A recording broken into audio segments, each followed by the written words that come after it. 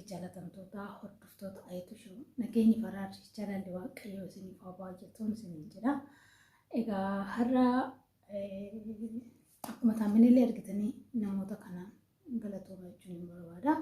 Dursee daawwattoota koo kan taatan biyya keessaa biyya alaa teessanii sabiskiraayibiidhaan hagana sa'aatii kana guutuuf kan na wajjin dadhabaa turtanii galanni ulfinna isiniif qabu guddaadha. Jechaanii kana jedhee ibsamuu yoo baateyyuu garuu wanti jiru yoo jiraate galatooman isiniin jedha.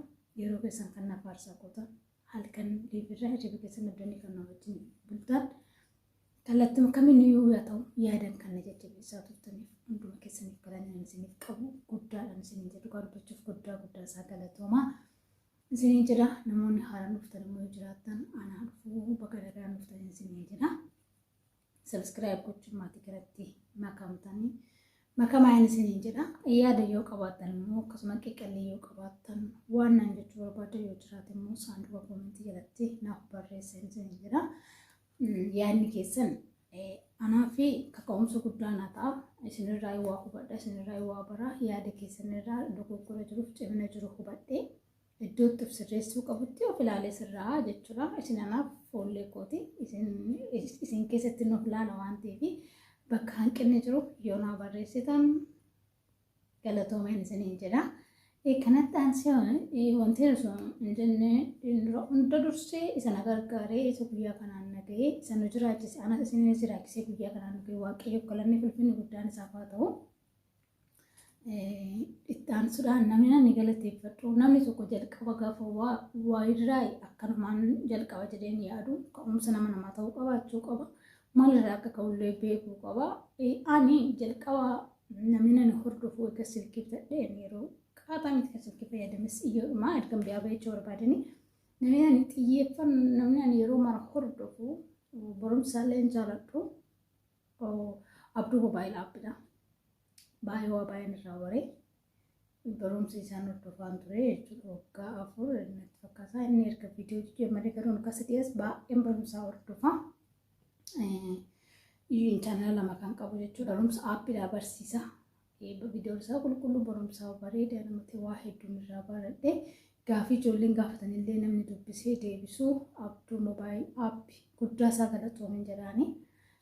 Namoota baay'eedhaaf gaafii isaan gaafatan gaafii shamarranii jedhee adda baasee deebisaa fi namoonni baay'een dandeettii qabanii hubanii namatti himuudhaa fi nama hundaayyuu miti kan waan akkasii irratti xiyyeeffatanii garuu inni waa tokko waan hundumasaayyuu namni isa sirriitti hordofee waa hundaayyuu bara garuu laaluurraa hagam akka xiyyeeffattu nama gaafata waan tokko laaltee miti yoo yaada kan keetiin yoo itti xiyyeeffatte hawaasan hubattu jechuudha.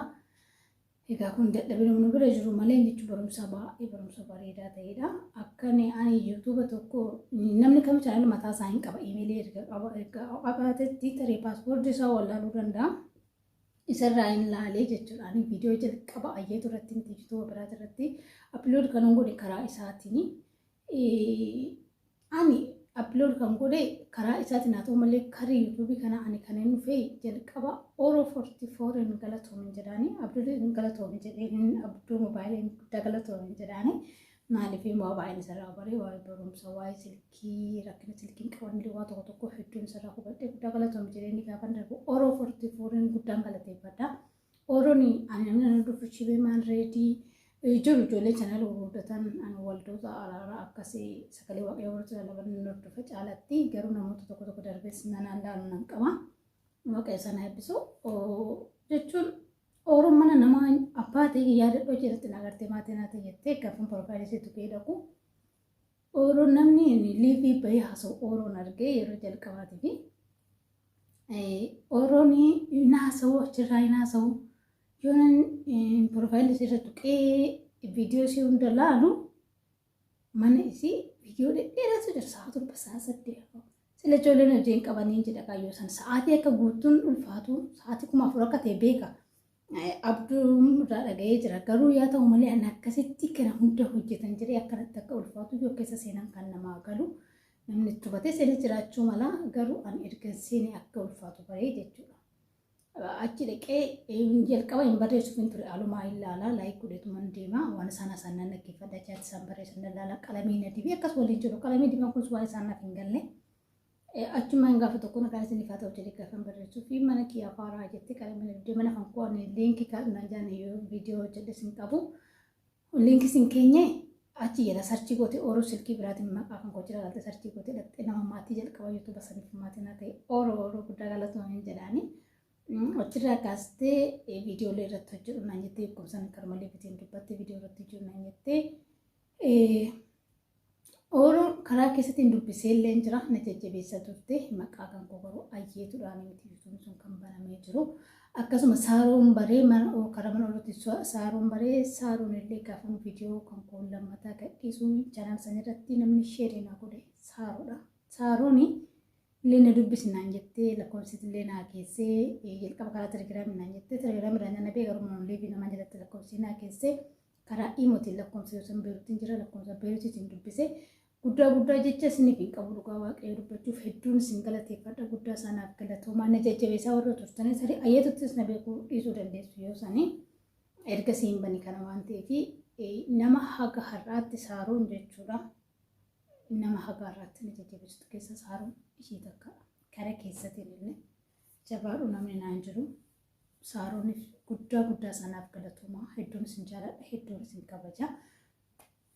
Ammallee dhugaa dubbachuuf waaqayyoon guddaan isin haa eebbisu ani maaliin jedha deebi'ee sabboontuu leessaatu bareeda isiin arge yoo san beerutuman jira isiin nan hordofan ture lakkoomsa dhuftee na dubbistee dhuftee lakkoomsa ni fayyadamu kan nama biraa ture nama sasseetee dhuftee na dubbistee booddee jechumaan bakka lakkoomsa isiin naaf dabarsitee jechuudha lakkoomsa kan beeruutiin sun tani kan Dubaay fayyadama lakkuma beeruut jiru lakkoomsa lachuu hin qabu kan Dubaayis kan beeruutiin na fayyadama isiin kan Dubaay saniin na dubbistee turte booddee bakka sagalee wal dhageessuu dinnaan lakkoomsa ishii naa kennite lakkoomsa ishiitiin karaa bootoomii na dubbistee nama keessan baay'ee na jajjabeessaa turtee fi yeroo kamuu na bira dhaabbattuuf guddaa galatoomii jajjasiif hin qabu galatoomis hin jedha sabboontuu leessaatu bareeda amma leensaa mulunaaf hamaletti jirte kan jirtu guddaa sanaaf galatoomis hin jedha.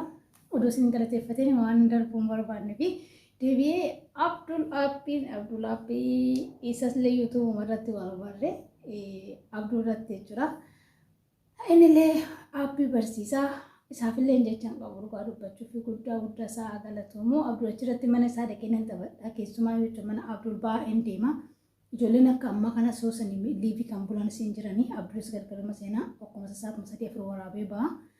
Mana nama dhaquu jaaladhu keessaa mana Abdulii baay'een deemu jaaladha gaafa ni gala darbeellee akka carraa maatii mana jiraatellee nan aara jechuudha gaafa dhagaa darbeellee bilisa baay'een jaaladha mana isaallee dhaquu barumsa isaallee viidiyoo isaa sagalee isaa wanti inni barsiisu hunda qulqulluudha Abduliin namallee gargaarutti nama garaa qulqulluuti dhugaa dubbachuuf nama meeqatu gaafa namni gaafate nama deebisa nama meeqatu yaada namaa hubataa kan jiru Abduliif jechaan qabu guyyaa tokko waan nama dhimne wayii waan xiqqaa wayii jechuudha gaafadhe jechuudha karaa daataadhaan na dubbisee jechuudha deeqaa 30 oliin jalaa gubee garuu isa hin beeku ana deeqaa 30 sun baay'ee gara na yaatti agaaraa jechuudha dhugaa garuu ani irraa baree jira garuu isarra akka sa'aatii goosanii malee dhugaa dubbachuuf jecha isaaf hin qabu Abduliin ani guyyaa darbe viidiyoo galakkisee irratti jechuudha. Abdul mana namaa hin dhufaa kan jettanii namoonni gaafa isin ta'ee jira ani Abdulii akka inni koomentiin barreessin akka mana namaa dhufu ani viidiyoo isaa yookaan mana Oromoo teeknotitti waan dubbanneef osoo hin taane guyyaa wayii Eleenaa fa'aa jennee firee fa'aa jenneetu malee firraa haasofna ijoollee sun nama baay'inaan mul'isa fireen illee darbee jirti Eleenaa namayyuu argaa hin jiru ishiitu achirraa haasofna lakkoo erga ayyaatu subanee rakkoo wayii galaa uumee ture.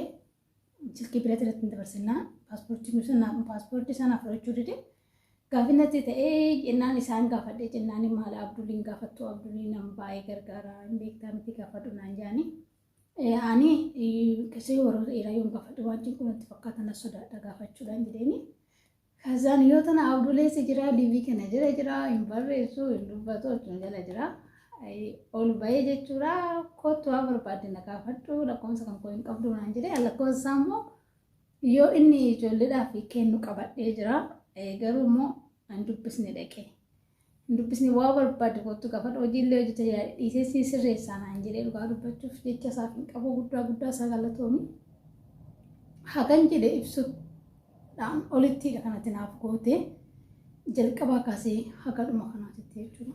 Guddaa galatoomii dhugumaanii nama gaarii waaqayyoon isaa eebbisuu dandeettii qabdu kanarratti dandeettii dabalataa waaqayyoon siif haa kennu.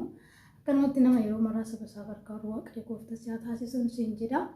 Abduul fakkeenyummaa gaarii namaa ta'uudha.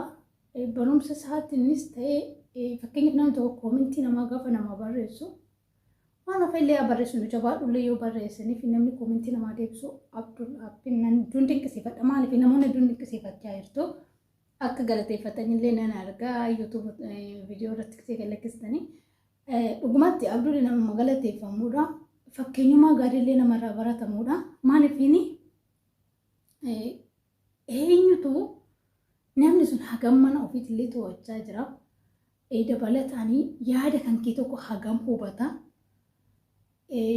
Abduul waan isin bukeessaa piroofaayilii namaa gaafa tuqee mana namaa ilaalu barsiisaan tokko gaafa waa daree keessatti si barsiisu hagam akkasi to'achaa jirullee hin agarsiisa. Maaliif barsiisaan tokko gaafa nama barsiisu barataan sanaa sun cimaa ta'ee wanti inni barsiisu irraa waa hubate akka inni deebii isaaf gaafa barsiisuun gaafa deebisuuf illee barbaada. Jecha isaaf hin qabu. Eenyutu koomentii namni namaa barreessee dafee namaaf deebisa. Mana namaatti osoo agartoo koomentii isaa asii barreessitee fi inni hin deebisa. Kana fakkeenyummaa guddaadha. Akkasumatti yaada namaa hubata. Akkasumatti gaaffii namaallee deebisa. Keessanis ta'e karaa koomentiitiin aan akkam beekutti jechuudha. Kanaaf guddaa galatoomin jedhaanii hunduma keessaniif jecha isiniif hin qabu daawwattoota kan koo jalqaba irratti isin galateeffadhee jira. Odoo isin jiraachuu baattanii namni tokkichi waan boba'u jedhaa miti Oromoon. Ammas dabalataan abdeetu atillee guddaa isaa galatoomi. Hagan jedhee ibsuun olitti guddaa sanaa galatoomaa dhugaa dubbachuuf atillee baay'ina wajjin dhiphatte. Atillee baay'ina gargaaraa turte. Guddaa isaa galatoomi.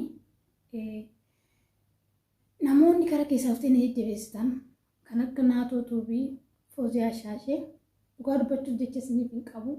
Buzee faantuu abbaatee maqaa keessan osoo waame walni galaadhaa malee hundi keessa waame natti tola. Liibii kanarra kan wajjin turtan wajjin namaa turtan baay'een keessanii bassaa gamu hunduma keessanuu isiniin jaaladha. Ayyeet raafnoon guyyaa jalqabaa maatii ta'e kan hin daganne wantu salaalee asumaan galatoomisin jira. Maashoo guddaa isaanis galateeffadha. Galatoomi. Ayyaan ta'uu sallaa guddaa galatoomi. Keessumaa yoo dhiyootti wal barree kan na jajjabeessaa turte akkanaan abdiin kutanne kan naan loltu yeroo baay'ee kan na jajjabeessaa turtes yeroo gabaabaa keessatti kan wal barree taatuma diraamaa maatii keessa taatee kan hojjettu abbaa goffoo taate birisha guddaa isaa galatoomi jecha isiniif hin qabu dhugaa dubbachuuf galatoomaa hundi keessanuu galatoomaa ulfaadhaan isin jira. Jalqaba keessanii haga ammaa kan wajjin turtan boruufillee kan isin abdadhu kabajamtoota fi jaallattoota ayyeetu shawaa hunduma keessaniif galannaan isiniif qabu guddaadha. Naaf jiraadha eebbifama. Isiniin jira maqaa keessa warananii waamee fixuu hin danda'u. Taambilee dhuunfaa jedhee osoo maqaa keessa waamee fixinatti tola. Kan maqaa keessan beeku jirtu, kan maqaa keessan hin beekne jirtu.